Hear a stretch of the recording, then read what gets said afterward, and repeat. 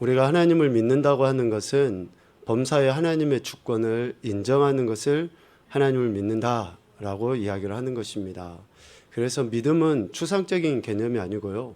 실제적으로 내 삶의 현장에서 나는 그분의 백성이고 자녀고 또 종으로서 그분이 나의 주인이시며 아버지시며 왕되심을 우리가 고백을 하는 거예요. 세상 사람들은 이러한 개념이 없기 때문에 자기가 주인이고 자기가 왕이고, 그래서 이스라엘 백성들이 하나님 앞에 심판받을 때 핵심의 그 내용이 뭡니까? 하나님을 안다고는 하는데 여전히 자기 소견에 옳은 대로 행하는 것, 자기의 상황이나 감정의 형편에 따라서 살아왔던 것, 그것이 하나님의 심판의 핵심의 내용이었다라는 거죠. 그러니까 오늘 우리가 예수님을 믿는다라고 할 때 그 믿음에는 뭐가 전제가 됩니까? 내가 하나님의 백성이라는 것, 그리고 그분의 자녀고 그분의 종입니다 라는 것이 고백되어지는 것을 내가 예수님을 믿는다 라고 하는 그런 믿음의 고백 안에 내포되어져 있다라는 거죠. 그래서 늘 우리가 정체성에 대한 이야기를 하는데, 내가 누구인가 라는 이 분명한 정체성이 있을 때에 내 삶은 그에 따른 합당한 태도를 취해 나갈 수가 있습니다. 내가 그분과의 그 관계 안에서 어떤 위치에 있는가 라는 거. 은준이 쪽 앞으로 나와라. 은지 얼굴이 전혀 안 보인다. 오늘 우리가 하나님 나라의 백성과 자녀로서 그분의 주권을 인정하는 것이 믿음이라고 이렇게 이야기하는데, 그 주권 안에는 뭐가 들어가느냐? 우리를 창조하심이 들어갑니다. 하나님의 주권 속에는. 그리고 우리를 구원하심, 이 하나님의 주권 속에 들어가져 있는 거예요. 그래서 우리가 하나님을 믿는다라고 하는 것에는 하나님이 나를 창조하셔서 내 삶의 모든 것들을 이끄시고 인도하시고 역사하시는 분이라는 것이고, 또 그분의 주권을 인정한다는 그 고백 속에는 그분의 역사하심 속에서 나 같은 죄인을 구원하셔서 거룩한 하나님의 형상을 닮은 자, 회복시켜주는 그러한 존재로서 하나님이 새롭게 하셨다라는 것을 믿는 거예요. 그러니까 우리가 하나님의 주권이라는 그 이야기를 쓰는 것은 매우 독특한 그 특별한 권리를 갖고 있기 때문에 우리가 고백할 수 있는 겁니다. 특별한 권리를 갖고 있기 때문에 그렇습니다. 자, 그러면 우리가 하나님의 주권을 인정하고 모든 것이 하나님의 것이다, 나의 모든 것이 하나님의 것이다 라고 할 때 이 모든 것의 범주는 뭐가 들어가느냐? 소유도 들어가지만 결핍도 들어갑니다. 내가 가진 것도 들어가지만 가지지 못하는 것도 들어가는 거예요. 내가 지금 갖고 있는 것도 들어가지만 장래에 갖게 될 것도 들어가는 거예요. 그래서 모든 것이 다 들어갑니다. 그런데 장래에 갖게 될 것 중에는 우리가 염려하고 있는 그런 결핍도 포함될 수 있어요. 육체적인 이런 질병, 또 물질적인 손해, 또 시적 육적인 이러한 장애, 어떤 갈등, 문제, 또 앞으로 일어나게 될 엄청난 이런 재해, 이런 모든 것들까지 다 들어갑니다. 지금 우리가 코로나 바이러스 이야기를 하지만 변이 바이러스가 지금 수없이 나오고 있기도 하고, 또 갑자기 이름이 생각나요. 니스인가 인도에서 또 이러한 또 희한한 바이러스가 또 나타났어요. 치사율이 75%. 그러니까 걸리면 거의 죽는 거예요. 그러니까 앞으로 우리가 얻게 될 하나님의 주권적 허용하심 속에서 우리가 얻게 될 것들은 어떠한 플러스의 문제뿐만이 아니라 손해가 되는, 우리가 소위 염려하고 걱정하고 두려워하는 그런 일들까지도 다 하나님의 주권적인 허용하심 속에 우리에게 주어질 수 있다라는 거죠. 이것을 인정하는 거예요. 이것을 인정하는 거. 그러면서 우리는 어떤 태도를 취해야 됩니까? 지금 하고 있는 이야기, 청지기적인 그러한 태도, 또 종의 태도를 우리가 취해야 된다라는 거죠. 하나님의 주권을 인정하는 자들은 이러한 태도를 취하는 거예요. 왜? 청지기는 주인이 허락한 것을 잘 관리하는 자들이거든요. 종은 노예라고 이야기했잖아요. 그러니까 주인이 이야기하는 것에 대해서 전적으로 무조건 예스만 필요한 거예요. 찬양한 것처럼 말씀하시면 가는 거예요. 주인님이 말씀하신 것에 대해서 왜요? 라고 이야기할 수 없어요. 이게 모든 주권을 인정하는 자의 태도다라는 것이죠. 특별히 우리가 가지고 있는, 지난 시간에도 이야기했는 시간, 주님의 것입니다. 우리의 인생, 삶, 세월, 이런 모든 것들은 주님에 의해서 이루어져 가요. 그리고 또 대표적으로 이야기하는 재물, 소유가 누구에게 있습니까? 주님에게 있는 거예요. 내 것이 아니에요. 나는 지금 주님이 잠시 맡겨놓은 청직이에요. 나는 관리하는 자입니다. 이렇게 사용하다가 잘 관리해서 다시 주님께 올려드리는 자, 주님이 달라고 하는 그때 내가 살아서든지 죽어서든지 언제든지 주님이 달라고 하면 그냥 드려야 되는 그런 청직이라는 거죠. 지난 시간에도 우리가 재물에 대한 이야기를 했습니다. 하나님의 것으로서 단지 청지기일 뿐이다 라고 이렇게 이야기했는데, 오늘 디모데전서 6장 17절부터 19절까지 말씀해 보면 재물을 주인이신 그리스도의 뜻대로 잘 관리해야 되는데, 어떻게 관리해야 되느냐, 어떤 태도 마음가짐으로 관리를 해야 되느냐에 대해서 정확하게 말씀해 주시고 있습니다. 전제는 이거예요. 재물, 그러니까 모든 것, 그 가운데 재물은 주님의 것이야 라는 그 고백이 바탕이 되는 거예요. 그러면서 주님의 것인데 내가 어떻게 관리해야 되느냐, 내가 어떻게 사용하고 어떻게 잘 주님이 원하시는 대로 해야 되느냐라는 그 마음의 태도를 오늘 본문 말씀을 통해서 우리에게 가르쳐 주신다라는 거죠. 먼저는 17절 말씀에 보면 크게 세 가지 원칙을 이렇게 이야기해요. 17절에 보면 재물을 그리스도의 뜻대로 관리함에 있어서 첫 번째를 마음을 높이지 말아라 라고 이야기해요. 마음을 높이지 말아라. 여기서 마음을 높이다 라는 그 말은 자랑하다, 교만하다 그런 의미예요. 물질이 있다고 해서 부한 자들이 어때요? 물질의 많음을 가지고 자랑을 해요. 이 자랑함의 의미는 물질을 자기의 힘으로, 자기의 능력으로, 자기의 재주로 이런 물질을 소유하게 되었다라는 것이 바탕이 되니까 자랑하는 거예요. 자기의 힘으로, 능력으로 했다라고 하는 것은 하나님의 것임을 인정하지 않는 처사거든요. 그래서 자랑하는 것은 결국은 물질의 주인이 하나님이십니다라는 것을 고백하지 않는 거죠. 그러므로 마음을 높이지 말라라고 이야기합니다. 재물로 인해 교만하게 행하지 말라라는 그런 의미로 받아들여도 됩니다. 그러니까 재물로 인해서 교만하게 행하지 말아라. 근데 이 교만함은 두 가지 형태로 나타납니다. 첫째는 자기의 힘과 능력으로 물질을 얻었다라는 것이고, 또 하나는 물질을 가지지 못한 자를 업신여기고 천대시 여겨요. 이 교만함은 두 가지로 나타나요. 자기의 힘으로 벌었다라는 것하고 물질을 그만큼 소유하지 못하는, 자기만큼 소유하지 못한 자들을 보면 반드시 무시하고 또 업신여기게 되어 있어요. 그래서 첫 번째, 재물을, 물질을 그리스도의 뜻대로 관리하는 것에 있어서는 마음을 높이지 말라라는 것이고, 두 번째는 정함이 없는 재물에 소망을 두지 말라라는 거예요. 정함이 없는 물질, 재물에 소망을 두지 말라. 여기서 정함이 없다라는 말은 불확실성이에요. 불확실성. 확실하지 않죠. 재물은 없다가도 있을 수 있게 되고 또 있다가도 없을 수 있게 됩니다. 없다가도 없을 수 있게 되는 게 아니고 없다가도 있을 수 있게 되고 있다가도 없을 수 있게 돼요. 이게 불확실성이에요.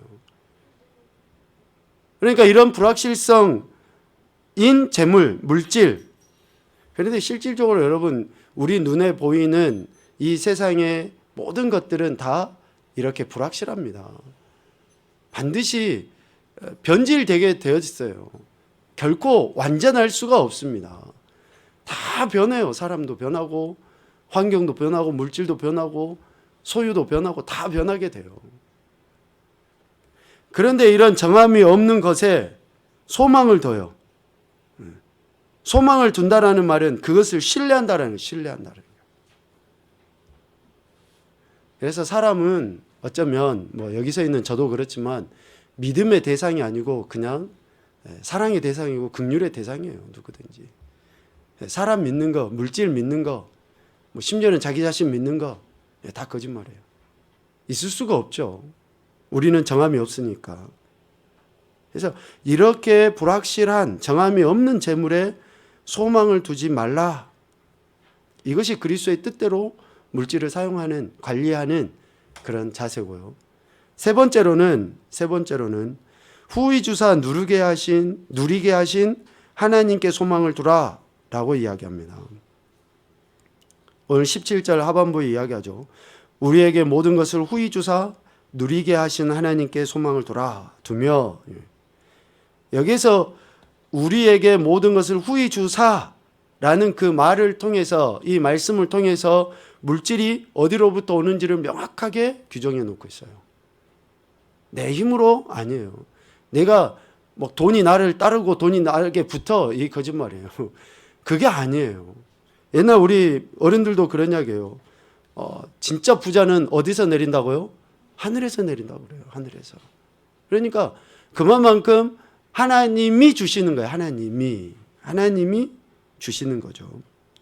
풍족히 주실 뿐만 아니라 누리게 하시는 분이 하나님이시다.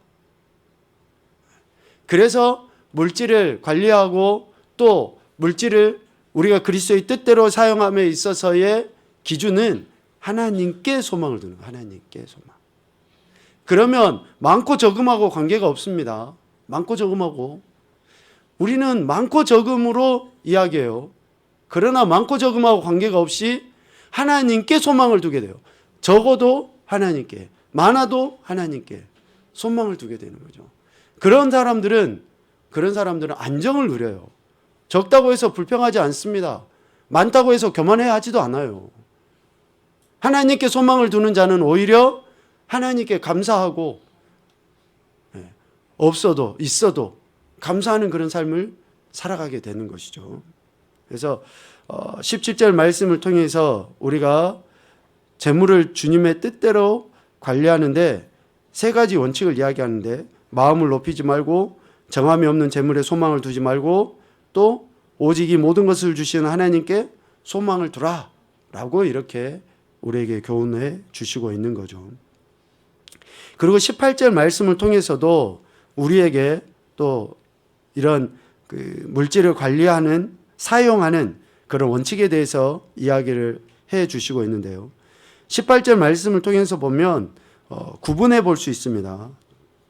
첫 번째는 선을 행하고 선한 사업을 많이 하여 나누어 주기를 좋아해라 라고 이렇게 이야기해요. 선을 행하고 선한 사업을 많이 하고 나누어 주기를 좋아해라. 그러니까 하나님께서 주시고 누리게 하신 것을 누구의 뜻대로 사용하는 거예요? 하나님의 뜻대로. 하나님의 뜻은 뭡니까? 선이에요, 선. 그러니까 하나님의 뜻인 선을 위하여 사용하는 것에 인색하지 말아라 라는 거예요. 하나님이 원하시는데 사용하는 것에 대해 인색하지 말아라. 여러분, 이런 말씀을 오해하시면 안 됩니다. 왜냐하면 교회 안에서 어떤 헌금 설교를 하고 또 교회 안에서 재물에 대해서 이야기하면서 하나님이 원하시는 뜻대로 드려야지 한다, 이런 것들을 여러분들이 오해하시면 안 돼요. 그러니까 여러분들이 하나님과 교통을 하면서 민감하면은 구분할 수 있어요. 이게 뭐 앞에서 가르쳐 준다고 되는 게 아니고 앞에서 이야기한다고 해서 되는 게 아니에요. 하나님의 선한 뜻이 어디 있는가 라는 것들을 우리가 생각해서 그 선을 위해 사용하는 데에 인색하지 말라라고 지금 이야기를 하는 것이죠. 그리고 18절 하반부에 이 이야기를 해요. 너그러운 자가 되라. 너그러운 자가 되게 하라. 여기서 너그러운 자는 동정하는 자예요. 동정하는 자. 동정하다라는 그 말은 공감하다, 그런 뜻도 있죠. 함께 나누다, 그런 의미가 있고 교제하다 그런 의미가 있어요. 그러니까 너그러운 자는 앞서 18절에 이야기하는 것처럼 하나님의 뜻, 선을 위하여 사용하는 데에 공감해서 그렇게 행해 나가는 자가 되라는 거죠. 그리스도인들이 자기가 가지고 있는 이런 물질뿐만이 아니라 가지고 있는 그런 재능이나 그런 영적인 것까지도 혹 없는 자들과 함께 나누고 서로 교제하는 일에 마음을 두어야 할 것에 대해서 이야기를 하는 겁니다. 물질도 그렇고 시간도 그렇고 어떤 성도의 영적인 교제 나눔 이런 것도 다 하고 있는 자가 하지 않는 자에게 나누는 거예요. 가진 자가 가지지 않는 자에게 나누는 거예요. 이게 너그러운 자입니다. 너그러운 자. 이렇게 동정하는 것. 우리가 지금 우리나라 정서 속에서는 이런 동정 그러면 좀 동등하게 여기진 않아요. 좀 그런데 성경 안에서의 이 동정함은 동등을 이야기합니다. 교제하는 것은 하나님과 우리가 교제하는 것은 결코 동등한 위치에서 하는 게 아니죠. 그런데 하나님께서 그렇게 인정해 주시는 거예요. 그러니까 엄청난 축복이에요, 이거는. 그러니까 우리가 물질도 그렇고 영적인 은혜도 나누는 것은 말씀을 나누고 성도의 교제를 나누고 뭐 영적이든지 정신적이든지 물질이든지 이런 모든 것들을 같이 나누는 것은 저 사람이 나보다 못해서가 아니에요. 동등한 위치에서 그렇게 하는 거예요. 주님이 우리에게 그렇게 대해 주시는 것처럼 그러는 거예요. 그러니까 그렇게 행해 나가는 것은 대단한 축복인 거예요. 하는 자에게 있어서, 베푸는 자에게 있어서. 그래서 성경에서는 우리에게 이런 삶을 살라라고 권면을 하고 있는 것이죠. 그래서 하나님의 뜻, 선을 위하여 사용하는 것에 인색하지 말고 진정한 친밀한 교제를 나누는 너그러운 자가 되라라고 이렇게 이야기를 하는 것입니다. 왜 이렇게 17절과 18절 말씀을 통해서 재물을 주님의 뜻대로 사용하도록 이렇게 권면을 하고 있는가? 앞서 잠깐 이야기한 것처럼 그렇게 행하는 것이 결국은 누구에게 유익이 있어요? 나에게 유익이 있으니까 그런 거예요. 나에게. 내가 그렇게 행함으로 인해서 그런 교제를 나눔으로 인해서 그 유익이 지금의 내 삶뿐만이 아니라 장래의 내 삶 가운데 유익이 있기 때문에 그런 삶을 살라라고 이야기를 하는 것입니다. 우리 19절 말씀을 다시 한번 읽어볼까요? 시작.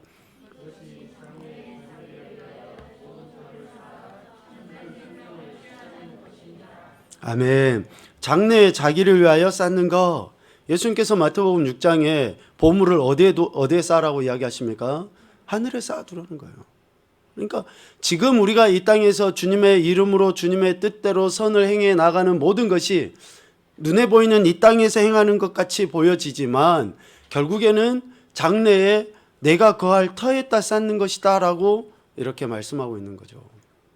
그러니까 우리는 불교적인 용어긴 합니다만 적선이라는 그런 단어들이 있죠. 그러니까 선을 쌓는 거예요. 선을 쌓아. 결국은 그게 누구에게 돌아오느냐? 내게 돌아오는 거죠. 내게. 장래의 내 삶 가운데 하나님이 허락하신 거예요. 그리고 실질적으로 우리가 이 땅에서 그렇게 나누잖아요. 베풀어요. 주님의 뜻, 주님의 이름으로 이런 선을 행해요. 그러면 해본 사람들의 마음이 어떻습니까? 자기가 더 부자가 되어진다. 내가 더 넉넉함을 경험하겠나. 근데 이게 실제로 마음뿐만이 아니라 하나님이 그런 일들을 할 수 있도록 실질적으로 더 부어주시는 것 같아요. 또 그것을 물질을 더 잘 벌 수 있는 그런 지혜들도 이렇게 주시는 것 같고. 그러니까 이 땅에서도 유익이 있고 장래에도 유익이 있는 것이 하나님의 말씀에 따라서 선을 행해 나가는 것이라고 이렇게 이야기할 수 있죠. 그래서 결국 장래에 자기를 위하여 쌓는 것인데 궁핍한 날을 대비하여 보화를 쌓는 것. 왜? 우리가 지금 이 땅에서 이만큼 사는 것이 주님이 부르실 때까지 영원히 이만큼씩 그냥 사라지면 좋겠지만 지금보다 더 힘들고 어려울 때를 당할 수도 있죠. 결핍을 당할 수도 있게 됩니다. 앞서 이야기한 것처럼. 그런데 지금 우리가 쌓은 이러한 선, 이 내 인생의 여정 속에 궁핍한 날을 당하면 그때를 예비해서 지금 하나님의 뜻을 행해 나가는 것으로 말씀하고 있는 것이고, 또 장래 하늘의 보물을 쌓는 것으로 우리가 지금 이 하는 일이 장래의 선을 쌓는 것으로 이렇게 이야기를 하고 있는 거죠. 이런 혜택들이 주어진다라는 것입니다. 그래서 우리는 재물이 하나님의 것이고 하나님의 뜻대로 관리하고 사용해야 되는 그런 청지기 종이라는 것을 늘 잊지 않고 살아야 된다라는 것이죠. 오스왈드 샌더스라는 분은 그 소유에 대해서 두 가지로 이렇게 이야기를 합니다. 우리가 소유한다라고 할 때 구분을 시켜요. 소유에 대해서 이렇게 생각하는 사람이 있다라고 이야기하는데, 이것은 내 마음대로 할 수 있는 내 것이야 라고 생각하는 사람. 그러니까 물질이 전적으로 그 물질의 주인이 자기 자신이라고 생각하는 사람이 있고요. 또 한 사람은 주님의 것이라고 인정하는 사람이 있어요. 이 사람은 자기 손바닥 위에 자기가 가지고 있는 것을 올려놓고, 이것들은 제게 빌려주신 주님의 것입니다. 저는 단지 위탁자입니다. 언제든지 되찾아가기를 원하시면 제가 돌려드리겠습니다. 이렇게 고백하는 사람이 있다 그래요. 우리 그리스도인들은 후자에 속해야죠. 모든 것이 주님의 것이고, 주님이 언제든지 도로 찾으실 때에 주님께 드릴 수 있는 그러한 하나님의 주권을 인정하는 자가 되어야 된다라는 거죠. 근데 왜 이런 소유에 대해서 물질도 그렇지만 시간도 건강도 이런 모든 것들을 우리가 소유하고 있는 것에 대해 주님의 주권을 인정해야 되느냐, 이것을 왜 강조하느냐? 우리 믿음의 척도가 되기 때문에 그렇습니다. 서두에 이야기한 것처럼 우리가 하나님의 주권을 인정하는 것이 믿음이라고 이야기했는데, 우리 소유나 우리 삶 속에서 일어나는 이런 모든 일들에 소유권을 하나님께 양도하는 것은 그 사람의 믿음이 어떠하는가라는 것을 짐작해 볼 수 있기 때문에 그렇다라는 것이죠. 그래서 제자도의 진실성을 가늠하는 척도가 소유에 대한 우리의 태도로서 알 수 있다라는 거죠. 참 물질이 너무나 중요하고 우선시 되어져 버린 시대이지만, 물질에 의해서 사람들이 정말로 난폭하기 그지없는 그런 사람들로 바뀌어져 버렸죠. 물질 때문에. 이런 때에 우리가 정말 하나님 앞에 모든 것이 하나님의 것이고 하나님의 은혜 속에 내가 관리하고 있다라는 것을 인정하고 있는지, 특별히 청지기로서 이러한 태도를 취하고 있는지를 우리가 잘 우리 자신들을 살펴야 되겠다라는 그런 생각을 해보게 됩니다. 3주에 걸쳐서 청지기직에 대한 이야기를 같이 이렇게 쭉 나눴는데요. 결론은 이겁니다. 오늘 우리의 모든 것은 하나님의 것이다. 하나님의 것이다. 그래서 나는 하나님의 것을 관리하고 있는 청지기다. 이게 내 정체성이다. 라는 것을 오늘 이런 말씀을 통해서 우리에게 다시 한번 깨닫게 해주시고 가르쳐 주시고 있습니다. 여러분, 우리가 앞으로 살아갈 날이 얼마인지는 몰라요. 주님이 부르실 때 끝나겠지만, 그때까지 주님 부르실 때까지 우리가 이 청지기라는 정체성을 잊지 않고 살아갈 때에 지금 이 땅의 삶, 살아가는 날의 삶뿐만이 아니라 영원의 삶에 대한 하나님이 주신 은혜와 혜택을 우리가 반드시 누리게 되리라 생각을 합니다. 범사에 하나님의 주권을 인정하면서 하나님께만 영광 올려드리는 이러한 믿음의 사람, 참된 제자의 삶을 살아가는 저와 여러분이 되시기를 주님의 이름으로 축복합니다.